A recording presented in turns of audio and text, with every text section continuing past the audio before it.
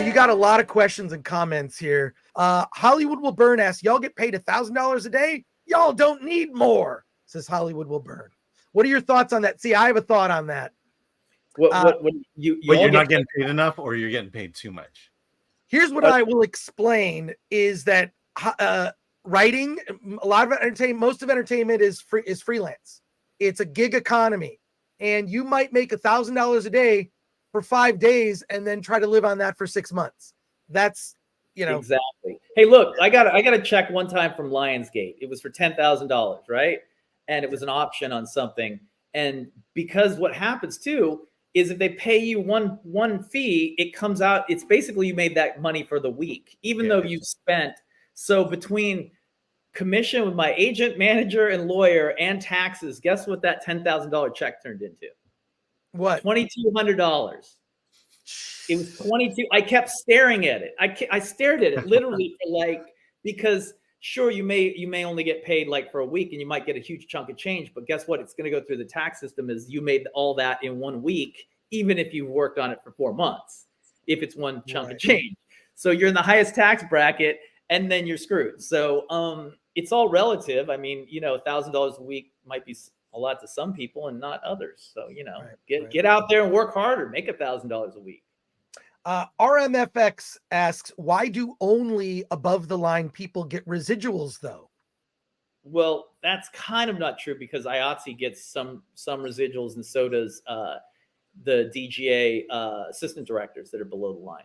But that's because their union fought for it. I mean, there's only really SAG, WGA, DGA, and IATSE get residuals. So, I mean, that's a good question. That's mostly because the unions actually fought for it. You don't pay. Here's another thing. You don't pay commission on your residuals because SAG or WGA, whatever your union you're in, negotiated those for you, not your agent or manager.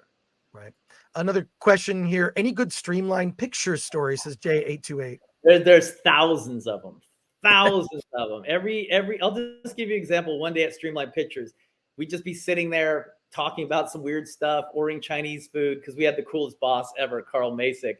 And any given day, Kevin Eastman would roll in, Simon Bisley, you name it, just everybody. He knew everybody. It was just a weird adventure every single day at that place.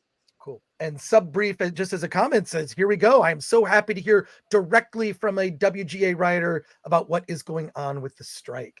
And number one Marvel fan says, in my opinion, seeing how shows are done now, so many writers just aren't needed now. After the strike is over, I can see half losing work. Just don't need 30 writers for a TV show. Well, that's kind of your point, Jim. Yeah, I mean, listen, I think part of the reason too, some of the Marvel product with films has gotten a little stale is because they are doing things too much by committee. They used to have, Kevin Branagh and Jon Favreau directing, and now they hire directors, I think, more they can control. And it's filmmaking by committee. And, it's, hopefully that changes because that's why we don't have bad Scorsese movies or Tarantino movies, because those guys just sit there and go, shut the hell up whenever the exec says some bad idea, or they just don't. You need that person in the room, like a Jon Favreau, I think, or a Kevin Branagh, that's like, no, we're not going to do that. And they'll listen to them. So, yeah, there's maybe too many cooks in the kitchen. Yeah, I think Tarantino likes getting notes from 20 people. Tell them to F off. Oh, Matthew Hammond for 499 says, what happened to the unions paying healthcare costs? Well, when you get hired for a job, at least in the Writers Guild, and it's the same with SAG, is they lop that on top. Like if I get, let's say, just to make the math easy, someone pays me $100,000 to do a film, they have to pay then 22% on that $100,000 on top of it. They have to pay $22,000 to pension and healthcare. So when you work, the employers actually pay for it. Gotcha. Leo Cody asked for 5. Mr. Agnew, I am an editor, commercial, and AI has helped make more money by taking on more jobs. It speeds up my workday. It's here to stay. Just a comment. I agree. I mean, that's what I said earlier. I have a couple of friends I know who are using AI, who are very successful screenwriters and TV writers, and they're using it. They say, look, it's a productivity tool. They're not saying, hey, give me a storyline, but they're taking their scripts and having them rewritten and reworked by AI just to be able to work on more things. Yeah. I mean, I don't have time to rewrite press releases all the time. Yeah. But when it comes to review, I ran a review through ChatGPT, and it just took the personality completely out of my review. Just a comment from Lord Thoth. Love this conversation. The Nerd Far Away says Jim's nailing it too. Okay. And there you go. And then question for Jim. Obviously, some people were looking you up on IMDb. From Wes Ray, what was it like to work with horror movie legend Dario Argento? It was amazing. He's one of the coolest dudes ever. So and I got to work with him in Italy. So we spent every day for 3 months together, day and night. We were all in Torino. I even went to church with him one morning on a Sunday morning. So he's the best dude ever. His English isn't that great, but you learn how to speak. We called it Dario. You could learn how to speak Dario. But he's one of the best. Him and John Carpenter are the two best people I've met in the film business. Maybe two best people I've almost met my whole life. Awesome dudes. Yeah. Wow. Matthew Hammond goes on to ask for $4.99. Are producers ruining movies and TV scripts, or is it a skill issue with writers that made the poor showing we are seeing now? A lot of people are just not sympathetic for writers just because the quality of the shows is not great. And in particular, Marvel and Star Wars and some of these other shows kind of like shrugging our shoulders saying this should be a home run. It's Star Wars. It's Marvel. Yeah, I don't know. That's an interesting question. It could be a little bit of both. But, listen, here's the thing. There's always this like misconception that all the execs and producers are dumb, or they just interfere. There's a lot of really, really smart execs and producers in the film business that work at studios that make things better. They point out things and they'll be like, no, this should be simpler. You're getting too confusing here. There's too much. I just think, I don't know. I have no explanation for why TV, especially like the Star Wars stuff and Marvel, is kind of very bad. It's so many things going wrong that I don't know. It's so it could be a little bit of both, and maybe just people are just too stretched out. There's too much going on. Like I said, I love the Marvel films, but the TV shows have just been a real big mess. Right. Maybe they're getting away from the writer like Ty Sheridan or Aaron Sorkin and feeling like they need to do it through committee rather than have a show based around a single personality. Yeah, I don't know, because, like I said, Marvel just killed it like the first 20 movies and then just kind of has been going the opposite direction since. So that'd be a great case study for the future. Alan Horkin asks, question for Jim. What put you on the course to be a writer? Family, inspirational teacher, other? No, I had no inspirational teachers. They actually, I actually flunked a screenwriting course I took at a community college.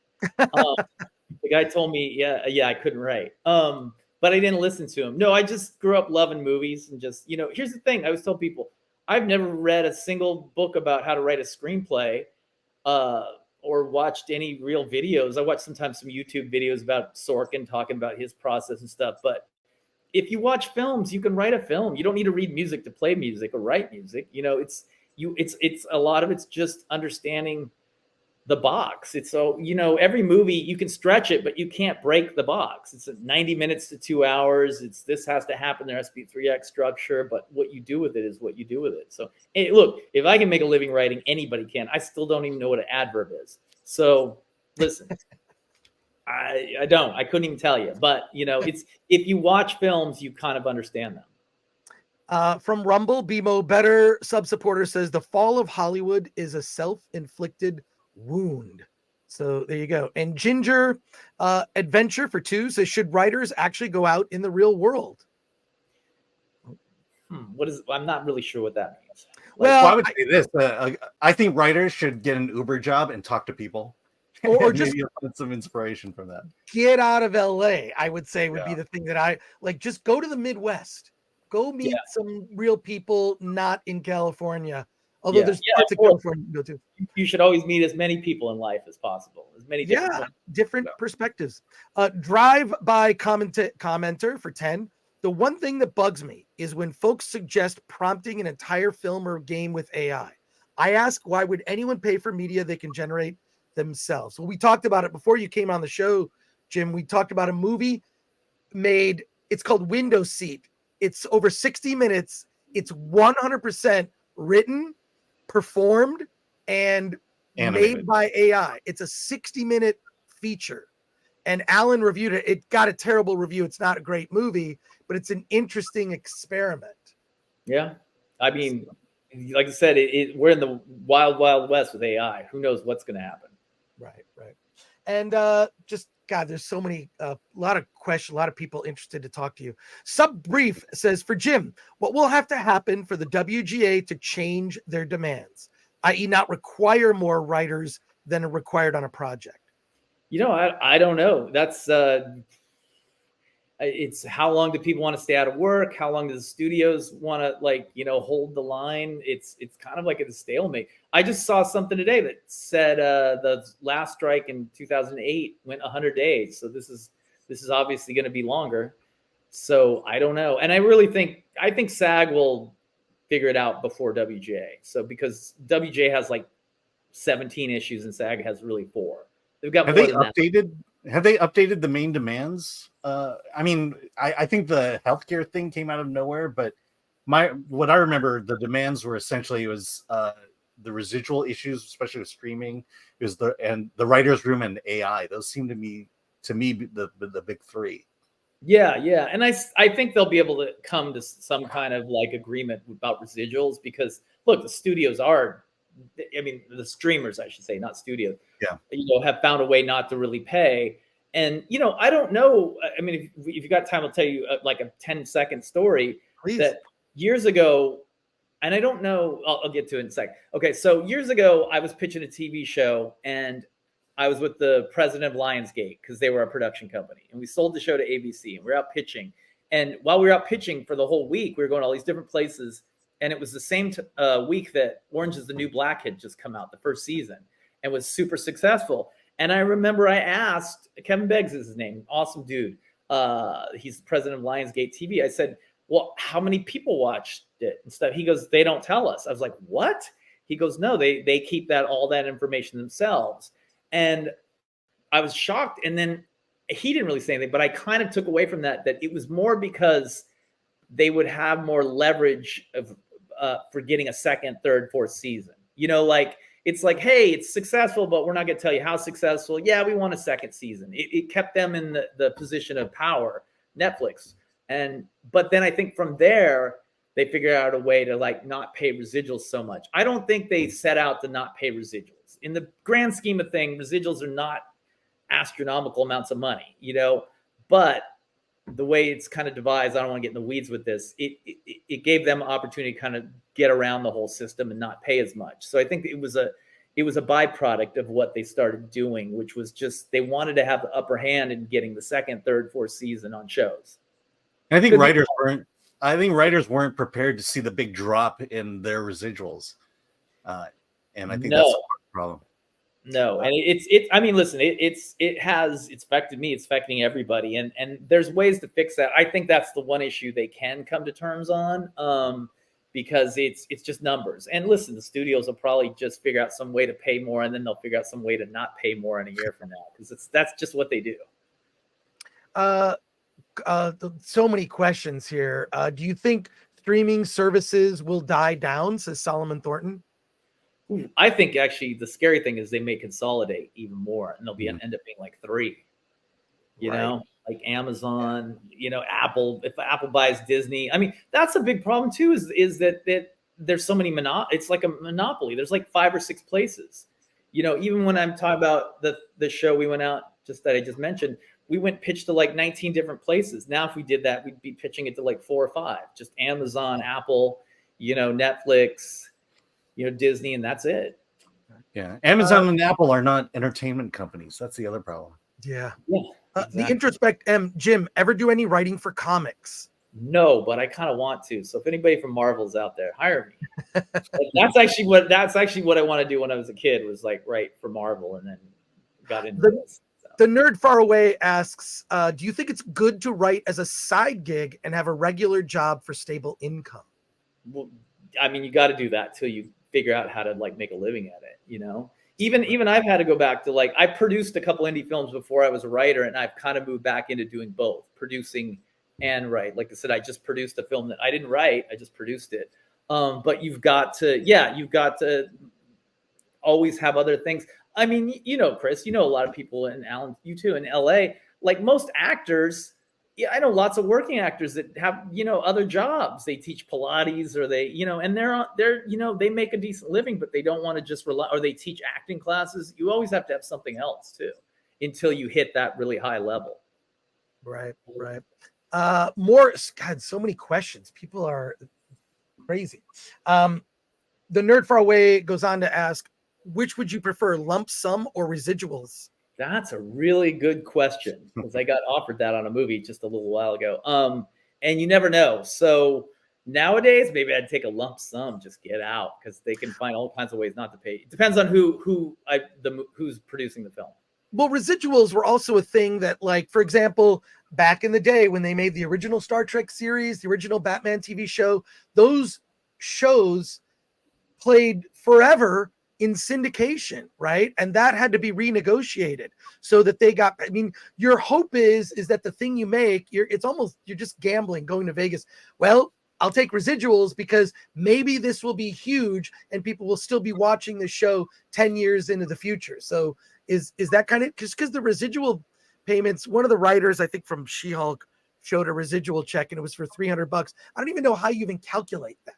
How do they calculate that that's how much money was generated? It's TV and streamers are a little bit different. I mean, let's say you do a feature film, you don't make any residuals off it playing in theaters. You do on second run. So let's say you make a movie with, I don't know, somebody, Sandra Bullock or some indie film. You just make $1 million indie film, and then it gets bought by HBO, and HBO is going to show up for 6 months. Let's say HBO bought it for like $50,000. You're going to get 1.8% of that. So you might get like a check for $3,000, but then they sell it to, some TV network, and then they sell it for $25,000. So you'll get another 1.8% of that, in theory you should. So it's like every time there's like a new sale, it's not every time it plays, it's every time it plays. The first couple times it plays, like on streamers, you get paid, but then after that, it's more every time they sell it as a package. So you might not get anything for 3 years, then you get some money. So it's, and Tubi, I don't know what's going on Tubi, because I got like 5 or 6 movies on Tubi. I've never seen $1 from any of that. Right. So I don't know what's going on with that. Eric O'Sullivan for 10. I wonder how divisive, hostile, and caustic comments made by some creatives and talent are not violating non-disparaging clauses in their contracts. I feel turned off to TV shows and movies. Am I alone? Do you think he's talking about like when they blame the fans for? Yeah, when they blame the fans for stuff. Or is it when they talk bad about the studios while they're on strike? Is that a violation? I don't know if anybody has non-disparaging clauses in their contracts. Maybe they do. I don't. I've never seen anything like that. But so I mean, at the end of the day, you should be able to say whatever you want. You just have to deal with the repercussions. It is America. So yeah. Last time I checked. Scooter Tart says, would you say poor writing is responsible for the reason why films are too long these days? That's a good question, because I started to notice a couple years ago there's like a double third act to everything. Yes, a double third act. And I wrote a script for a big company, I'm not going to say who, but an action script that's floating around out there. Hopefully it'll get made one day, but they love the script, but they made us kind of add a second, third act. It's like, okay, well, this happened, but now it needs to get, one step bigger. So yeah. I think that's part of it. I think too, I don't know why that trends. I really don't know. That's a great question. I don't know. It's funny. I spoke to Michael Mendelsohn, a producer. I know Mike. And he told me that he was from streamers. He would get algorithm notes. So he was being told the algorithm says that you should have this in your movie. And so then he'd have to throw it into the movie, and it's weird. He was just going, it's weird how creativity is being run by algorithms now. Yeah. I mean, listen, I know producers that have changed titles of a movie to like something that starts with an A or a B. They'll be like, you can't use the V word or a W word because in the queue alphabetically, it shows up way in the bottom. Yeah. So there's a lot of algorithm stuff going on with streaming too. So, Yeah, make an Aardvark movie. Oh man.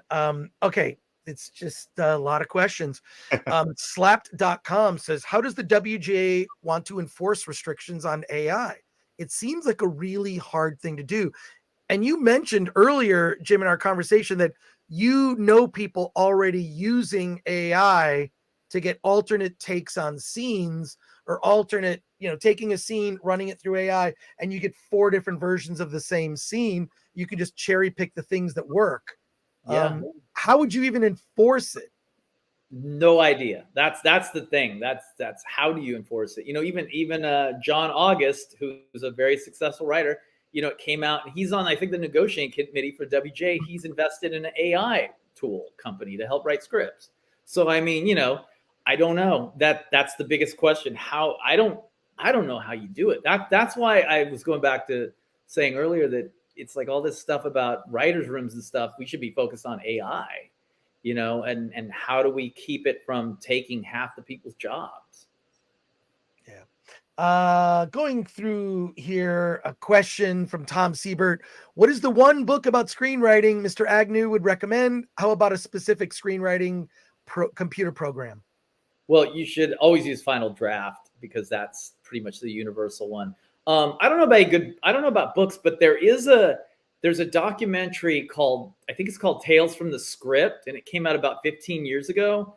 And they interview everybody from John Carpenter to Shane Black, and that will tell you more in 90 minutes about how being a screenwriter works and the business of it than you'll ever learn. So it's like, you've got to watch. I think it's called Tales from the Script. I've seen that movie, that doc. It's just talking head interviews with screenwriters, and it's fascinating. Yeah, you'll learn more. Yeah, it's great. Really good doc. Oh, that's great. I hadn't thought about that doc in years. Musaphonic Recordings says, do you feel any of the hostility being shown for white males in your profession? Pass. What would you pass? Just pass on that question. Okay, you're not getting any pushback at all, like just for being a white dude? Pass. Okay, all right. That's a privilege not working out for you. Is that what? Yeah. Yeah. If you want to make any comment on that, feel free. But Stefan Fenris says, doesn't it feel like the actor strike is overshadowing the writer's strike? One side is asking for fair pay, while actors asking for more royalties from streaming. No, I think they're both, at the core of it all, they're asking for the same things. Like I said, I think SAGs is more cut and dry, because also too, they don't deal in rights issues and, things like that. So it's like, no, I don't think it's overshadowing. They both have the same issues. It's just Writers Guild might have, like, I don't know how many open issues compared to SAG, but it's a lot. So we're all going down together. Yeah. Ginger Adventure SAG has people you recognize in it. That's the problem. Yeah. That's the issue there. Ginger Adventure asks, do you think X has any opportunities for indie writers, producers, actors? X. What do you mean by X? Adult content? Twitter, formerly Twitter? Oh, or X. Twitter. Yeah, I don't know. I think it's too early. I think anytime you can get your point of view out there, or make some short films. I tell people, if you want to go make a film, go make a film. Look, you guys know how Swingers is great. Swingers is my favorite indie films of all time. Swingers is a disaster technically when you watch the film. It's not well made, but it's well written, well acted, well executed. And what it cost, $250,000. That was when things cost a lot more money. You could make that same film for like $20,000 now, and it probably would even look better. So go make a film, make something, get it out there. It's always going to be at the core. The writing is going to be the thing that matters the most, I think, because we'll forgive, the technological side if it's not great, but the writing has to, remain. Even Pi, things like that. Those movies haven't dated well, but the writing has. Right. Interesting. From Rumble, Dallas24 says, Chris has a quote in the trailer for Tales from the Script. See, I told you. And goes on to say, the best film about writing I've ever seen Chris Gore film. All in the same mind. I should have put a quote on my own movie, Attack of the Dock. Why didn't I should just put a quote. I love this movie. It's a buy. Sean Lasik says, as someone familiar with unions, the writer's room ask seems very much like something that side would be willing to ask to get something else they actually want from the studios. It kind of feels like this negotiation is, with any negotiation, you ask for this, you're not going to get it, you meet in the middle. So are they asking too much? I don't think that's the case with this. I think that the thing is, a lot of people got in the Writers Guild the last couple of years because the streaming, streamers going crazy and just making so many shows and trying to get market share. And it's all contracted. So no, I think the WGA is actually concerned about, people that have only been in for a couple of years. But, the WGA has never gotten me a job, and I don't think that's their purpose. You have to go get your own job and you have to do your own hustle, so I don't know. And that's why I've always liked features, because TV is a lot more, you're waiting for people to hire you. Features, you can go write something, try to find somebody to do it, try to find the money. You can go out and actively do it on your own. And that's one thing too, listen, there's a lot of, people saying a lot of harsh things about the studios, but when this all gets settled, if you work in TV, where are you going to work except for the man that you just slammed for 6 months? It's still part of the system. Question here, given that the DGA and editors union have minimum staffing requirements, why is it wrong for the WGA to ask for the same? That's because the DGA staffing requirements. I don't know about editors union. It's usually, I think, just an editor and assistant. But DGA requires you to have it has to be DGA director, first AD, second AD, second, and a UPM. But those are all jobs on a movie. You'd have to fill those jobs anyway. Right. So right. It's like, so it's like saying, same with IATSE, you have to have a certain amount of cameramen and stuff. But that's what I'm saying is if they switch, if they start forcing a certain amount of writers, then why would the DJ not say, well, we need a second, and a second.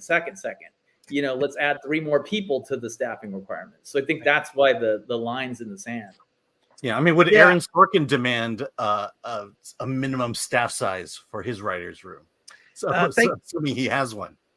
Thank you for your question, Jasmine Darnell Brown. We appreciate it. Very good question.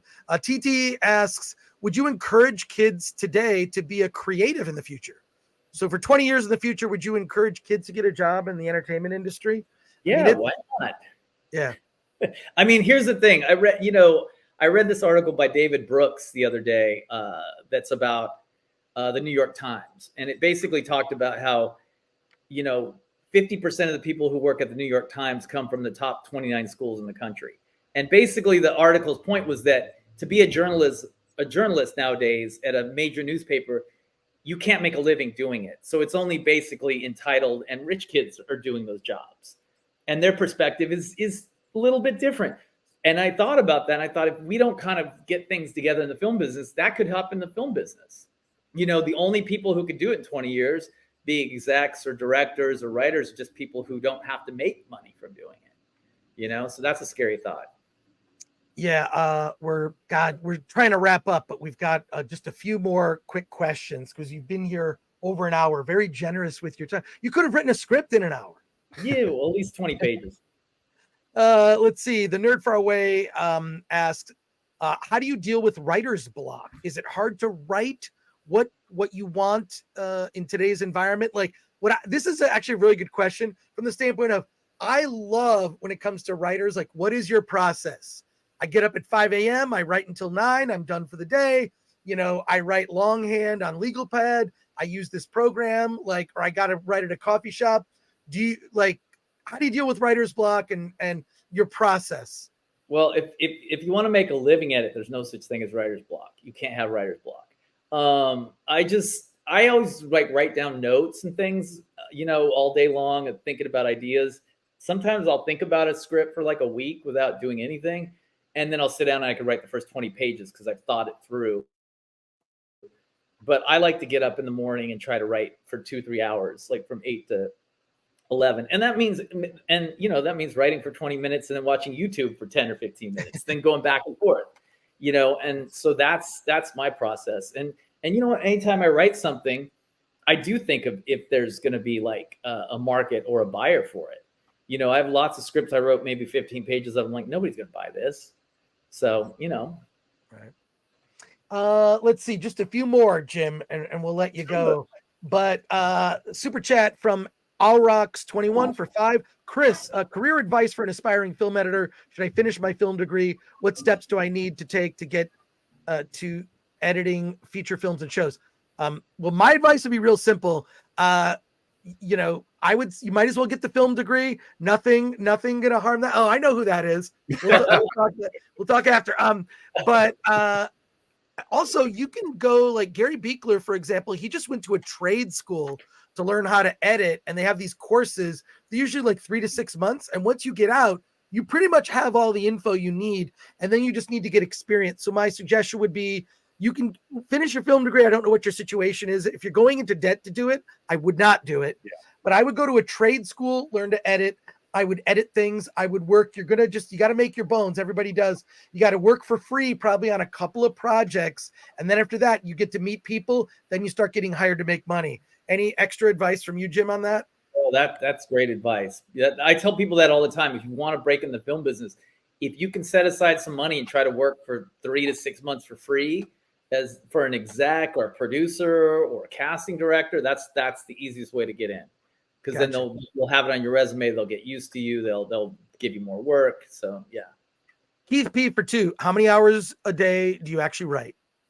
Probably about 3, but I think about it like 12. You know, like I said, right. I'm emailing ideas to myself, or I'll think about things and I'll be like, okay, this, that, because I can write 10 or 15 pages in my head, you know, like not every line, but like what's going to happen. Right. Doc Savage says Jim is based as F. Lol. Well, he is my friend. What does that even mean? Based? Look up based. I didn't know what it was. I don't need to look it up. I'm also one of those people who like doesn't read reviews of anything I write, because there's so many negative ones, you know. It's like right. And you've already I got my first negative review for Attack of the Doc.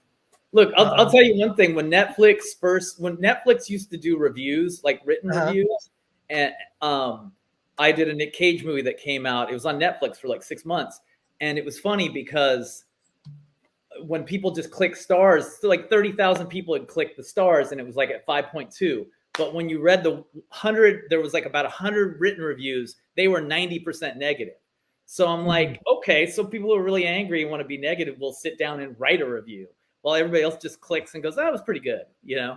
Yeah. So, yeah, whatever. I mean, you can say whatever he wants. I haven't had to go to a job for 20 years. So, well, there you go. Sir Switch Crookington says Jim sounds very intelligent, to be honest. And Stephen Fenris says, if you could jump on any franchise and change it, what would it be? Ooh, something Marvel. Yeah, I don't know. Something Marvel for sure. Let's get rid of Kang. I think he doesn't need to keep showing up. How would you? Okay, that's a good question. Marvel has gotten itself, they're sort of building up. It's stage 4. Now we're in stage 5, stage 6. They had this whole stage 1, 2, and 3 where they built up, you know, to Thanos, and that was great. Everything just seems directionless now. And Kang, to Jonathan Majors, I think he's a fine actor. That role, I don't even know, what is he trying to do? I don't get it. And they pushed back his trial to September, which I have no opinion on that. I think a lot of people have been caught up in, it's a he said, she said, if you ask me. A lot of people are saying he's not a good person, whatever. Yeah, how do you write Marvel out of the corner they painted themselves into? Well, I think my issue with Kang is just that I think the characters doesn't need to keep showing up. You know, it has nothing to do with the actor playing it. But you know what franchise though I think completely shit the bed, can I say that? Is Moon Knight. Yeah. Moon Knight. I could have pitched Moon Knight 10 different ways. I think that would have been better. Sorry. Yeah. You know. Yeah. So yeah, Moon Knight was awful. And then last question here, Jim, won't Web3 create more ability for indie filmmakers in the near future? Definitely. I don't know what does Web3 mean? Web 3.0? I don't know. I think it just means more faster, bigger internet. You know, that's right. more bandwidth. Yeah, of course. I think the more you can get your own stuff out there and control, this, Chris, the more you Yes. can control it, the more you can make more money if you're smart and control the means of distribution. Well, like the more technical innovation that you have, the more it definitely affects the industry. I mean, the more it just gives you more tools, more and cheaper tools. I mean, just you've been around indie film like I have, Jim. You've seen from the early 90s Sundance to now Sundance. It's very different, but you see the possibility of bigger and bigger things. I would like to see an indie filmmaker harness AI to make a Star Wars level production. That would be huge because I think that's what's possible. I've become obsessed going down this rabbit hole of playlists. I created a playlist of all these AI trailers. They're not really movie trailers, but Wes Anderson's Dune. It looks really weird, but I love it. Like, it's interesting, but I feel like AI is only a copy of a copy of a copy. And while I think AI is going to be another tool, just like Photoshop, just like Final Draft, and not being in the hands of a creative person, AI is kind of worthless. But there you go. Yeah. Jim, any thoughts on that or final thoughts as we let you go? Well, yeah, I think you're right. AI is only going to be, unless it completely takes over and we're going full Skynet and we're all dead in 10 years, it's going to be a tool for people who are creative anyway. Because look, I know DPs who can take a iPhone and make it look amazing because they know how to do lighting. But if you give somebody who doesn't know what they're doing $100,000 digital camera, it'll look like shit. So so it's always, you've always got to understand the tools you're using to get to where you want to go. Right. And, are we at a point where are we at a point now where you don't need Hollywood, that maybe you can do this without having to join the WGA or any of the other unions? Is Hollywood truly the goal that people should go after? I mean, I think the goal is if you can make money and be successful, everybody comes to you. Because that's just the way it works. But yeah, I agree. I mean, that Terrifier movie, how well did that do? Terrifier 2 or whatever. That's completely out of the system. So, and there's a lot of movies going to the, out of the country too, because things are just expensive here. So yeah, it's definitely the time to do your own thing. I think if you just spend $2,000 or, $100,000, I think if you know what you're doing and really put the time and energy into it, you can make a great movie. And from Rumble, Abe Ellis 24 says Web3 is a decentralized internet using the blockchain. Sounds good. No idea cool. what that means.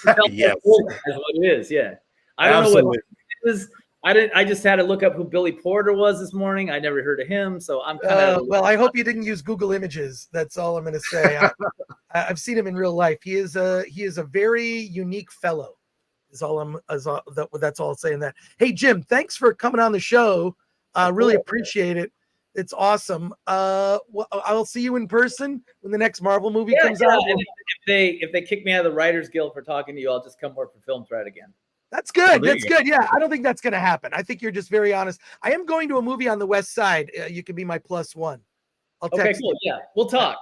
We'll talk. All right, bye, Jim. Alan. Have a great day. You. Awesome. Okay. Thank you so much. Thanks. Take care, man.